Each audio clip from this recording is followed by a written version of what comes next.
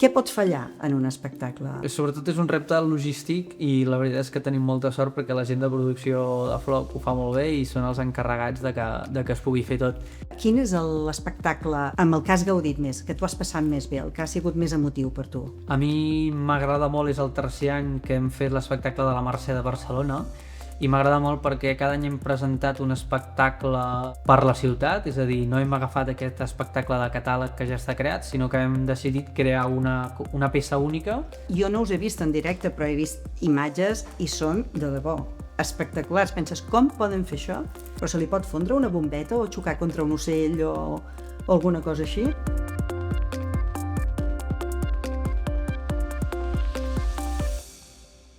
Hola a tothom, us donem la benvinguda a UAlumni Stories, un espai on conversem amb titulades i titulats de la UVic UCC. Si jo us dic la paraula dron, de ben segur que a cadascú us vindrà una cosa al cap. Alguns pensaran en tecnologia militar, altres pensaran en fotografies aèries o fins i tot en aquell aparell que té el nostre nebodet a casa. Jo us demano que us oblideu de tots aquests conceptes, perquè sí que parlarem de drons, però també parlarem d'art, també parlarem d'espectacle, de màgia, i tot això combinat ens ajudarà a descobrir-ho un alumni de la UVic UCC, un titulat en enginyeria multimèdia, una persona que fa uns espectacles, què direm, brutals, diria espectaculars, però és repetitiu, que fan posar la pell de gallina, ja ho veureu, ho anirem explicant de mica en mica. És cofundador i director d'art de Flock Drone Art, Ernest Biosca Rojas. Hola, moltes gràcies per ser aquí i per acompanyar-nos una estona. Encantat. Està bé, ja que vens aquí en qualitat d'alumni UVic UCC, que parlem de quan vas passar per la universitat. Tu vas començar, si no recordo malament, el 2014, vas venir a estudiar el grau en multimèdia i segurament no et passava pel cap això dels drons, no ho tenies ni pensat. Per què vas arribar a la UVic i amb quin objectiu? Vaig arribar a la UVic després de tenir tots els dubtes del món, després de ser molt indecís durant molts anys, després de pensar que volia fer psicologia, després de pensar que volia fer enginyeria informàtica, després de pensar que volia fer audiovisuals i de cop, en algun moment d'aquesta cerca profunda, vaig veure que existia un grau que es deia multimèdia, que potser no m'imaginava cap on anava, però tenia diverses coses de les quals em feien brillar els ulls i em despertaven una miqueta de curiositat, i vaig decidir provar-ho, però tampoc era la decisió més ferma que he pres a la vida. M'ha sigut en el temps que m'he alegrat d'haver-la pres. Quan vas fer el clic? És a dir, quan vas dir ara treballaré amb drons? Perquè la teva vida universitària, pel que tinc entès, no va començar sent de mentalitat enginyera. Tu no venies del món de les ciències. No, de fet, la decisió per entrar a multimèdia, jo estava fent el batxillerat social i anava per una part més de màrqueting, publicitat i tal, i vaig pensar que si en algun moment havia de fer el canvi a les ciències, aquell era el moment perfecte, perquè també ho hagués pogut fer abans i ho hagués pogut fer després, però quan era el dia de fer-ho, llavors, mica en mica vaig anar agafant com va costar potser algunes coses més teòriques, però tot el que era aportar la part tecnològica a la pràctica m'agradava molt. I jo vaig anar disfrutant, vaig començar sent com el pitjor de la classe, per entendre's, perquè no venia com tan preparat com algun dels meus companys, però mica en mica, a través d'anar jugant i a través de molta ajuda dels companys, del professor, una miqueta de sort divina també, me'n vaig anar sortint, però la paraula dron no va sortir fins al final de tot del grau, i a mi em va anar divertint molt totes les assignatures que mesclaven l'art i la tecnologia. Cada assignatura, per exemple, fèiem disseny web, i el disseny web doncs, tens una base de dades, unes coses molt tècniques, però després tens un petit apartat que és el CSS, que és el que et permet doncs, posar-li color a la pàgina web i posar-li el puntet de creativitat, que la web funcionarà igual o no, si funcionarà tècnicament, si tu li poses aquesta creativitat o no, però a mi és com el que m'agradava, quan fèiem treballs en parella era perfecte. Tu fas més això i l'altre fa més l'altre, i normalment si l'altre era més tècnic ens enteníem. Llavors tota la carrera jo vaig anar com desenvolupant aquesta sensibilitat o aquesta que m'agradava més, aquesta part més artística, però sempre no només de pinta i colorera, sinó tècnicament com podem ajudar a que això tingui una funció millor, més eficient o alguna cosa així, però sobretot com que brilli més, que sigui més innovador. No sé. Llavors hi havia una assignatura que es deia Arts Digitals, que és una assignatura que era programació pura, però mirada des de la vessant més artística. I aquí va ser una de les assignatures que sí em va fer veure que moltes de les coses que havia après, doncs, que podia pensar que algun dia aplicaria d'una base de dades, coses complicades que potser no m'hi veia a la vida professional, però aquí vaig veure que hi havia molts procediments tècnics que em portaven a poder fer doncs, una peça audiovisual en programació que podia escoltar una música, però no escoltava doncs, les freqüències i llavors amb una equació generaves uns gràfics i això em va molar, em va fascinar. Però això no va arribar fins a quart, amb una optativa. O sigui, que va ser casualitat també que l'agafessis. Sí, va ser casualitat, però també ja és aquestes coses que ja vas veient que allò no saps què és, però una mica ho hauràs d'aprendre. També m'havia plantejat que potser aquesta assignatura no semblava allò que diuen, com diria ostres, agafa una cosa que et serveixi més a la vida. Aquestes coses a vegades es diuen. No té sortida. Exacte. Potser el que hagués fet és agafar-la igualment, encara que potser algú hagués dit que no tenia sortida, i n'hagués fet més, simplement per estar contents amb tothom, amb que has d'agafar el que hagués d'agafar, però aquesta que era diversió també s'havia d'agafar. A nosaltres ens agrada molt també passar pel món de les pràctiques, perquè trobem que són una part important dels estudis. En el teu cas, no vas sortir de la universitat. La gent surt, va a altres llocs. Tu, al Departament de Màrqueting de la Universitat de Vic, a UMèdia, i estaves molt bé aquí a la casa. O què? Què passava? Com és que triessis quedar-te a la universitat? És d'aquestes eleccions que és una elecció però és una no elecció i va ser tot causa-efecte, d'anar rondant per aquí em va sortir una oportunitat d'estar a màrqueting amb una assignatura, o sigui, aplicant uns coneixements d'una assignatura que en aquell moment m'agradava bastant, que era el tema de la pàgina web, administració de sistemes i tal, i em va sortir, és com, no hi pots dir que no, perquè és que no t'ho havies imaginat, però quan t'ha aparegut m'ha agradat. I a partir d'aquí doncs, vas parlant, vas interrelacionant-te, de cop en màrqueting també veia que hi havia uns de la universitat que també feien coses guais i vaig com començar a veure o a relacionar-me i és com una cosa que no t'has de plantejar mai si és la teva vocació i tal, sinó, hòstia, si en aquest moment et diverteix, fes-ho perquè segur que potser en algun punt et podrà anar bé.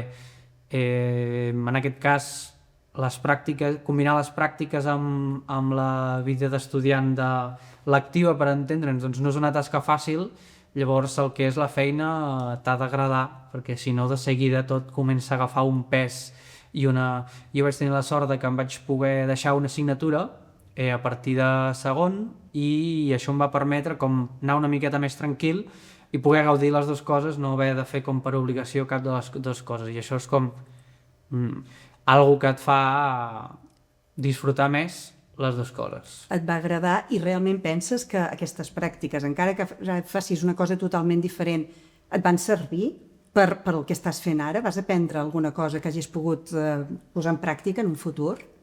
Sí, he aplicat moltes coses. Quan vam començar el projecte, la pàgina web la vaig fer jo, donada als coneixements de la carrera, però també de la pràctica aquí, tota la part audiovisual, després de treballar aquí en aquest plató durant diversos anys, doncs també tenia certa facilitat i durant els primers anys doncs, tota la part audiovisual també la portava jo i a partir d'aquí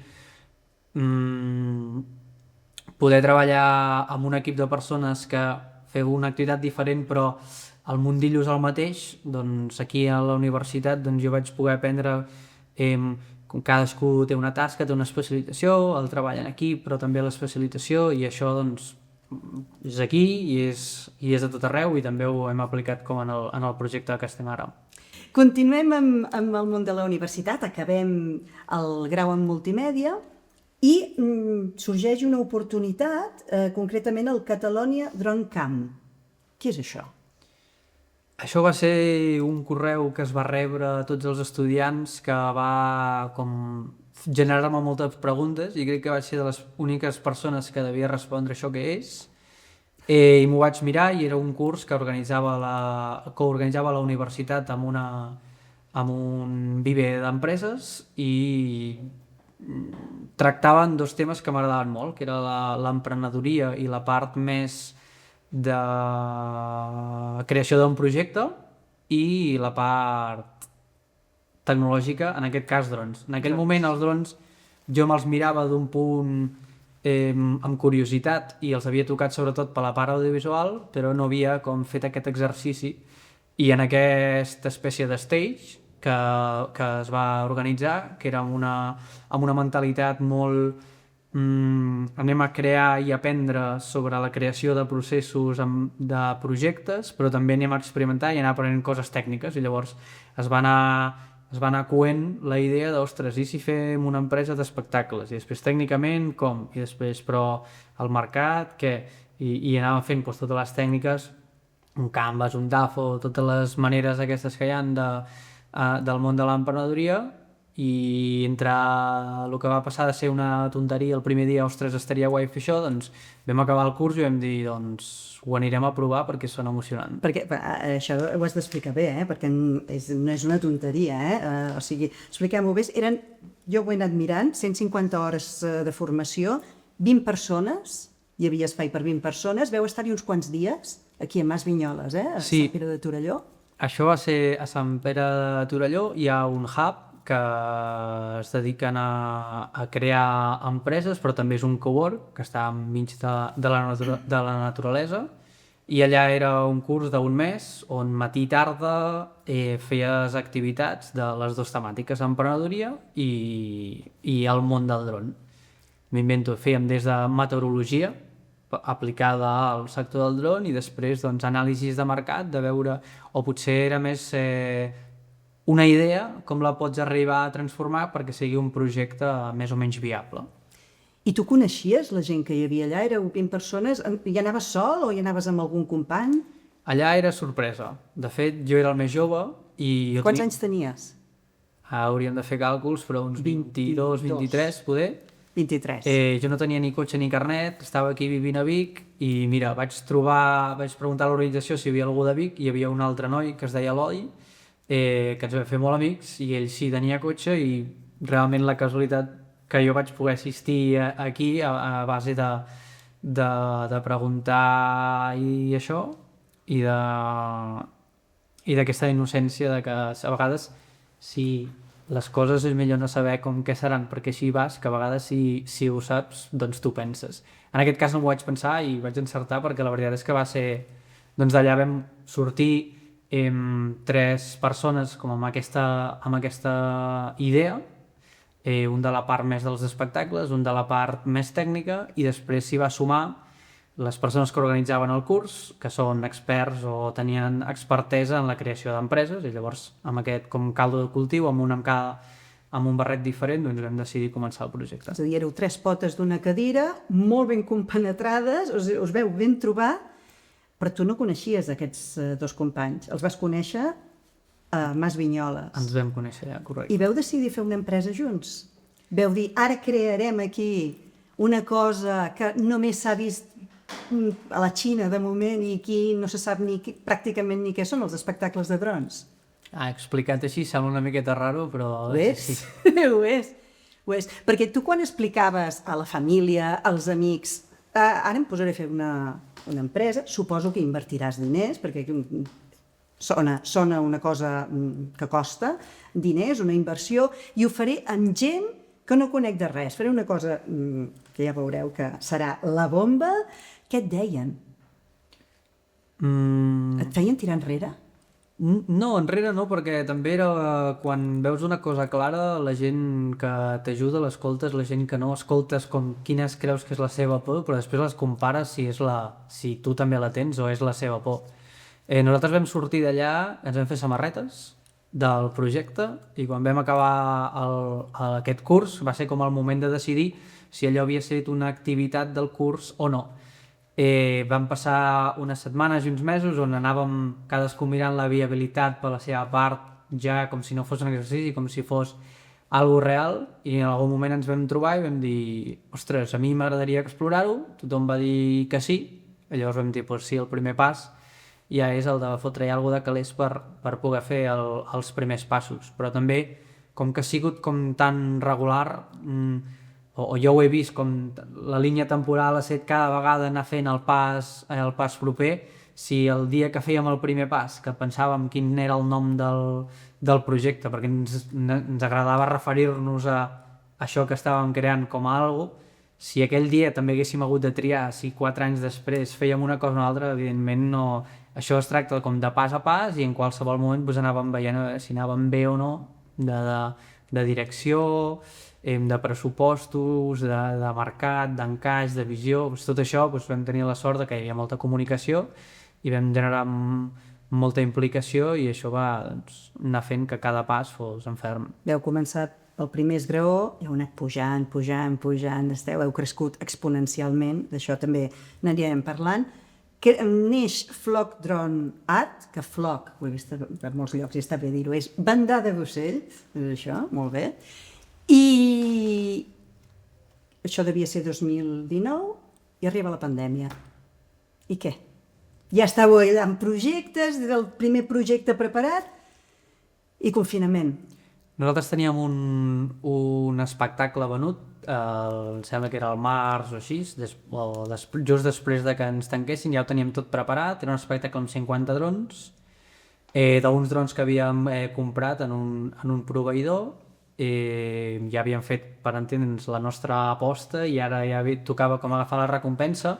Va venir el Covid, ens vam quedar tots a casa i mentre parlàvem què fer, doncs van sortir les idees de podem millorar el producte, podem treballar per aprendre més i fer millors dissenys, podem millorar coses que al dron doncs, queden per millorar i ens vam dedicar a fer una millora sense saber tampoc si és la setmana que ve que sortirem o no, és aquesta incertesa que tothom tenia.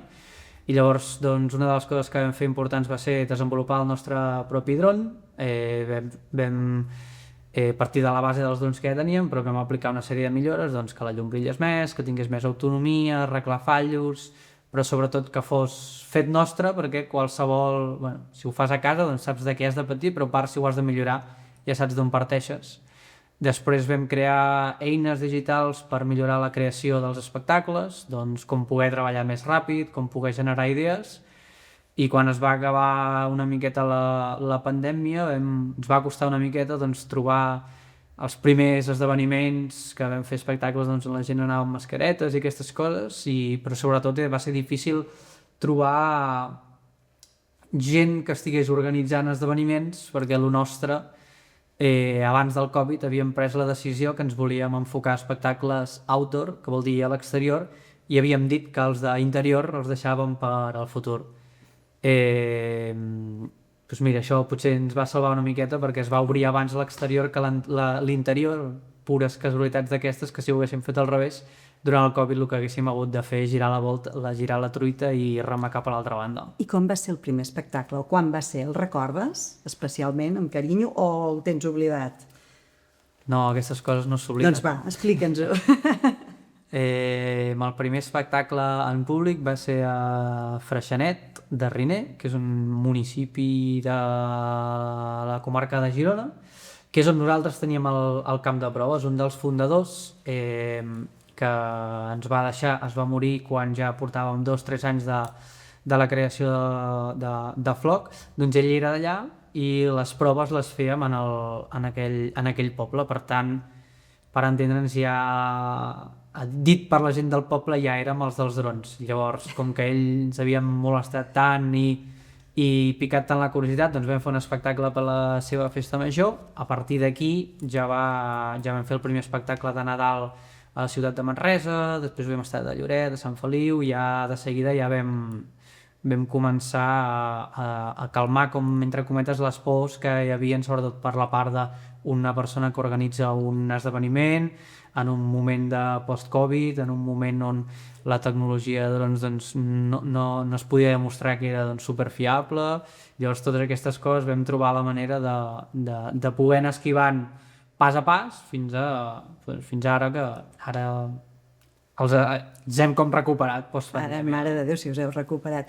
Anem al dia a dia ara, perquè jo tinc molta curiositat. Tu ets director d'art, hem dit? Tu ets la ment pensant, el que decideix com serà, com es muntarà l'espectacle, ara ens ho expliques, però jo no sé si a l'hora de l'espectacle tu tens alguna funció o simplement mires.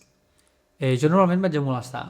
Això està bé. Això Això és el que fan els caps, Passen per allà, van mirant la feina que fan els altres, molesta molt això, No, però també vaig com suplint, perquè el que ens passa és que cada espectacle aprenem com coses noves, llavors tenim gent de l'equip que no porta tant i va molt bé doncs, que hi hagi gent més antiguitat per entendre'ns, perquè les situacions es poden anar replicant, però sempre hi ha com algun punt nou. Jo els espectacles faig de muntatge com totes les persones de l'equip. Som un equip que hi ha enginyers, pilots i els il·lustradors i els animadors, per entendre'ns, tots anem allà a muntar. Aquell dia de l'espectacle, per entendre'ns, els rols canvien i passa a ser només el de l'espectacle. El pilot potser durant la setmana ha estat muntant en drons i reparant drons, però quan arriba l'espectacle ell és el pilot i és la persona encarregada de l'operació aèria. Després hi ha una persona que potser ha estat fent una altra tasca i quan arriba el dia de l'espectacle doncs és l'encarregat de coordinar amb la policia el tall de carrer, de l'aviació. Tenim tots les dues facetes de preparació i d'acció, per entendre'ns. Val, però tu veus l'espectacle en total tranquil·litat, o no? Encara que estiguis al mig. Jo ho dic perquè tots els... Jo ara penso en focs artificials, Després veurem les diferències, però focs artificials sempre hi ha aquell moment que fa tothom... Vosaltres teniu moments a dintre l'espectacle, suposo que la gent reacciona. Tu vius això? Ho veus? Hi ha dies que sí, hi ha dies que no. Per què? Perquè hi ha dies que s'ha d'estar, per entendre'ns, hi ha alguna complicació o alguna cosa que requereix una delicadesa, i a vegades no pot ser a les dues bandes, però sí, hi ha moltes vegades, a mi m'agrada molt agafar la càmera de fotos i anar al públic o amb el mòbil mateix i veure una miqueta la part de reaccions, perquè al final l'espectacle, o sigui, molts mesos de feina a vegades es resumeixen en 15 minuts d'espectacle i per entendre'ns els 4 aplaudiments que hi puguin haver o xiulades, però és com la gasolina per fer-ho millor el pròxim dia. Llavors sempre a mi m'agrada escoltar el públic al màxim sempre que es pugui. Us han xiulat? No, a nosaltres directament no, però per exemple sí que ha passat alguna vegada que hi ha hagut un narrador de veu en off que ha començat a dir moltes gràcies a l'Ajuntament per el que sigui i algú que no li és tan afí a l'Ajuntament ha xiulat. Però normalment els espectacles sí que rebem crítiques com tothom. Hi ha ubicacions que són molt complicades i és difícil que tothom ho vegi i la gent està acostumada que els focs artificials estiguis on estiguis, doncs ho veus i ho sents i tal, els drons tenen una miqueta de complexitat i alguna vegada doncs, que algú ens ha dit doncs, d'aquí no s'ha vist o coses d'aquestes, però en general la gent li agrada. La prova és que hi ha molts dels nostres clients que repeteixen i els clients normalment són ajuntaments i entitats públiques que tenen unes orelles a la ciutadania. Llavors, si a la ciutadania no li agradés, no ens tornarien a trucar. No es tornarien a trucar i la prova és que us truquen, la gent està contenta, tothom queda emocionat. Jo no us he vist en directe, però he vist imatges i són, de debò, espectaculars. Penses, com poden fer això amb drons? Vaja, tu em diràs potser que és fàcil pel teu món, però ho trobo complicadíssim.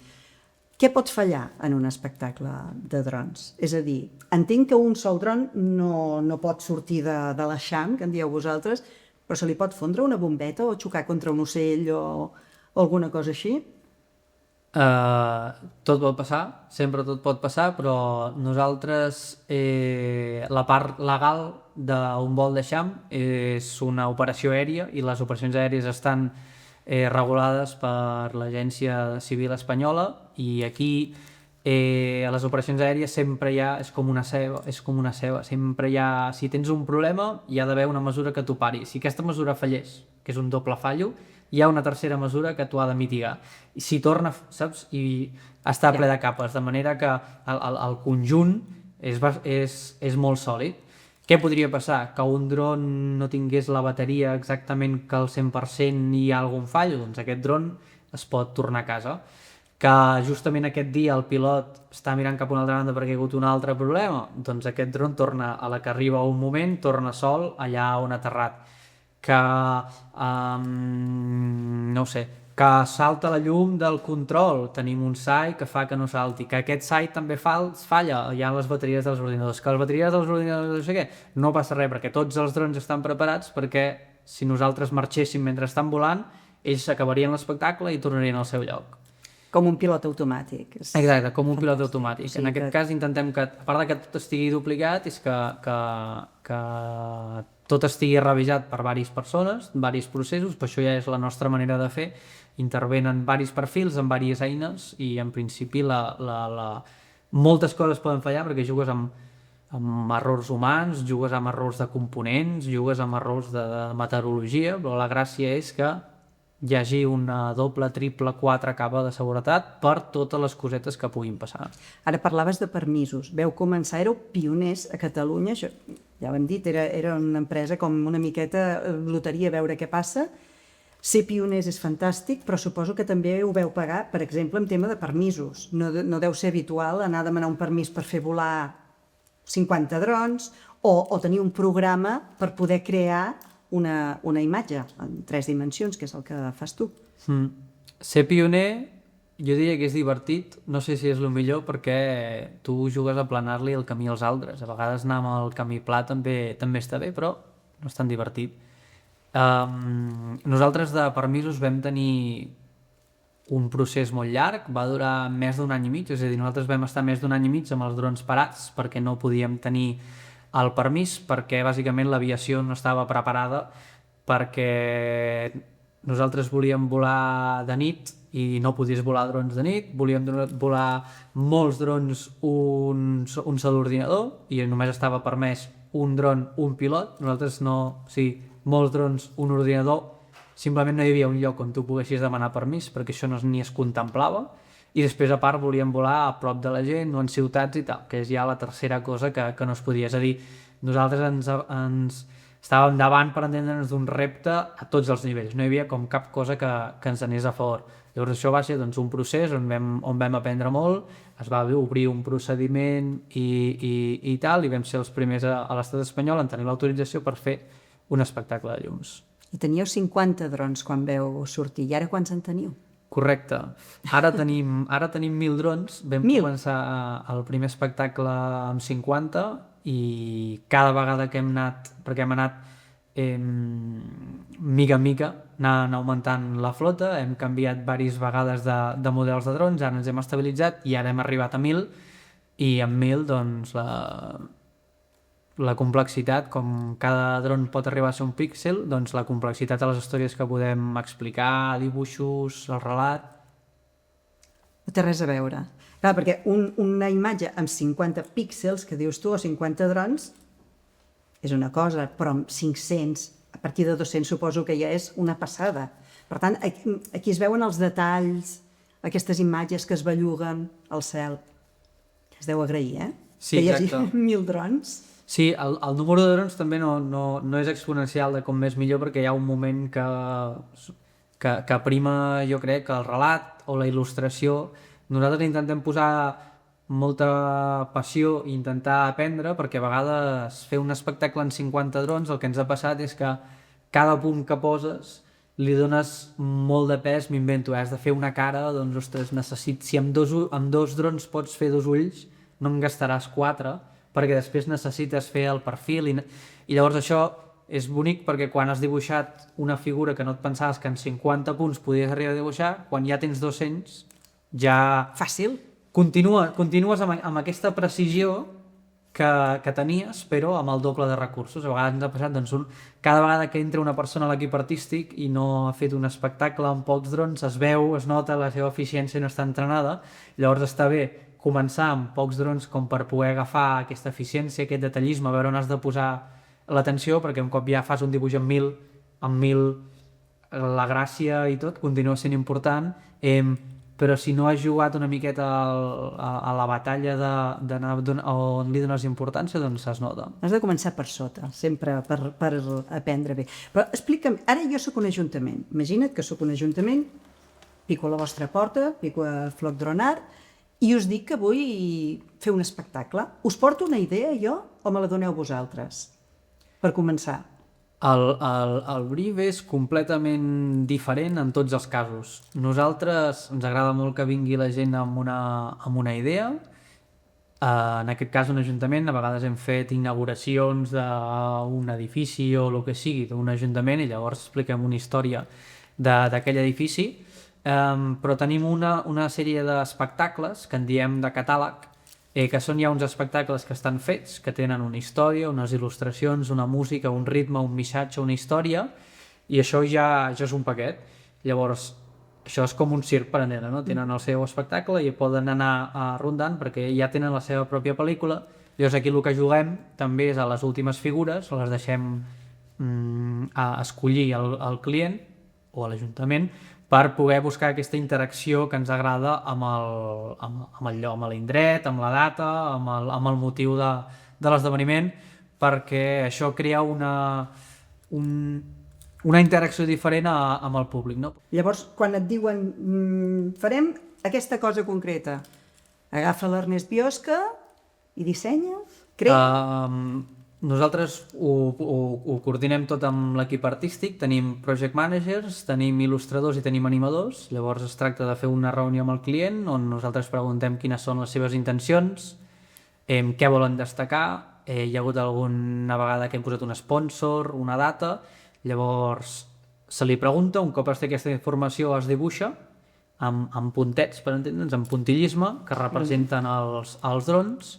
Llavors s'aprova amb el client i això ja passa al forn, que n'hi diem, que és que els animadors totes les il·lustracions li donen vida per no fer com una espècie d'espectacle sigui en PowerPoint, sinó que tot estigui lligat i tot estigui coordinat. I llavors tu ho veus plasmat al cel, et sorprèn a tu mateix quan ho veus o ja t'esperes el que sortirà?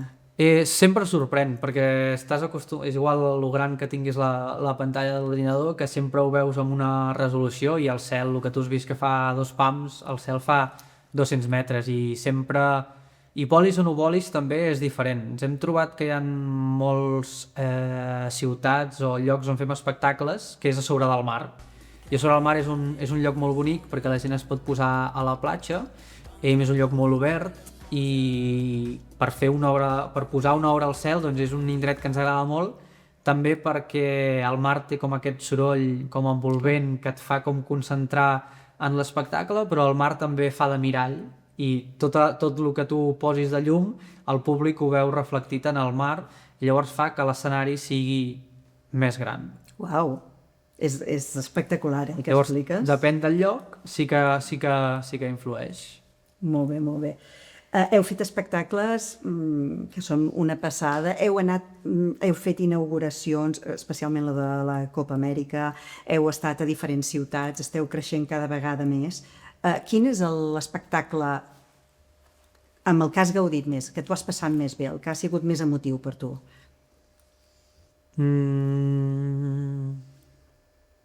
És una bona pregunta.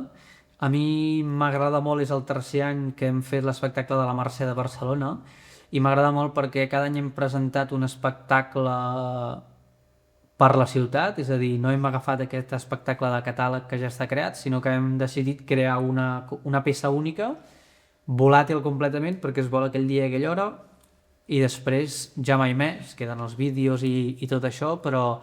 I aquí ha sigut molt entretingut perquè el primer any es va dir Formes de Barcelona, i aquí vam buscar formes geomètriques que el dia a dia tothom que va per la ciutat de Barcelona doncs veu, amb formes geomètriques bàsiques i llavors vam crear, doncs amb els drons creàvem una quadrícula i de cop la quadrícula no sabies com però s'anava movent i passava a ser l'eixample. Llavors l'eixample no saps com però les línies passaven a ser petits quadrats i els quadrats anaven a... I a mi aquest tipus d'espectacles són els que més m'agrada participar i també perquè sí, sonorament permeten donar-li molta personalitat i també és un plaer treballar amb el compositor que treballem, que hem treballat sempre amb en César, amb la mateixa persona i ja ens entenem i ja sabem on podem estirar més d'aquí, on podem estirar més d'allà i on li podem donar una miqueta més de personalitat i també quins espectacles doncs, requereixen d'un registre més formal o d'un registre més nostre. I ja no només la música, sinó que també us acompanyeu d'altres elements de dansa, de castellers, a vegades feu, no pròpiament vosaltres, però us acompanyeu amb tot tipus d'entorns. I això li dona com aquesta riquesa tan especial. Ara m'ha vingut al cap un espectacle que vam anar a fer a Portugal, va ser el nostre primer espectacle a Portugal, ja fa 3 anys o 4 anys, en una festa de scouts. O sigui, el públic eren 20.000 joves de 10 a 14 anys. Que és difícil aquest públic, És un públic difícil, però és un públic que també és molt entregat. I molt agraït. I l'espectacle era sorpresa, i ells estaven doncs, amb les seves presentacions de les seves coses i en algun moment doncs, vam fer un espectacle que era per ells també i allà doncs, vam veure signes i coses que i clar, l'energia que desprenen 20.000 nanos cridant, aplaudint i tal i després felicitant-nos i flipant i fent-nos 1.000 preguntes en portuguès que no enteníem res també va ser molt divertit. Que divertit, 20.000 nanos de 10 a 14 anys, és una passada. Això és com un somni, Segurament no et tornarà a passar, o sí, vés a saber. Quantes persones es necessiten per dur a terme els vostres projectes? Flock Drone Art, quantes persones treballeu? A Flock som aproximadament unes 15 persones que estem dia a dia. Hi ha il·lustradors, animadors, hi ha pilots, hi ha tècnics, hi ha administració, hi ha ventes, hi ha màrqueting, hi ha una miqueta totes les tasques que engloba un espectacle que són moltes, hi ha producció, la veritat és que no m'agradaria deixar-me cap, però realment hi ha un barret per cada tasca que s'ha de fer. Tot i així som molt multidisciplinars i la majoria de persones per exemple, ara ens hem trobat amb uns reptes que van més relacionats amb la programació, doncs tenim diverses persones que s'han derivat a ajudar en aquest problema de programació. Quan es necessita muntar drons, doncs no diré que jo perquè no sóc gaire manetes, però qualsevol persona pot ajudar, llavors sempre anem fent una miqueta de... Tot i així, als punts que hi ha més feina, hi ha més persones implicades. És a dir, que en contracteu puntualment més, a part d'aquestes 15 que treballen dia a dia. Sí, hi ha dies que hem tingut 2 espectacles o 3 al mateix dia, llavors hem de, des de llogar una furgoneta, demanar ajuda a gent que ens vingui a fer suport. Es pot fer això, de 2 o 3 espectacles en un dia? Sembla molt bèstia. Sobretot és un repte logístic i la veritat és que tenim molta sort perquè la gent de producció de Flock ho fa molt bé i són els encarregats de que es pugui fer tot. Hem enviat drons a Canàries i s'han estat diversos espectacles, llavors els tornem i aquests els enviem a Galícia i llavors mentrestant un altre equip estan a Jaén. Hem fet espectacles a Alemanya, al Marroc i normalment els espectacles això passa a la vida, que pots estar una setmana sense fer res i la setmana següent en tens 3. És el món de l'espectacle, que diuen, que és una miqueta així de o tot o res. Molt bé. Sona una feina apassionant, evidentment, però molt absorbent. Tu fas alguna cosa, a part de treballar amb el... És a dir, tu ets més que la teva professió? Com ets fora de la feina? Fora de la feina... Què t'agrada fer? Fora de la feina intento anar a ioga, que és una activitat que em reconcilia una miqueta amb les 2 vessants, la personal i...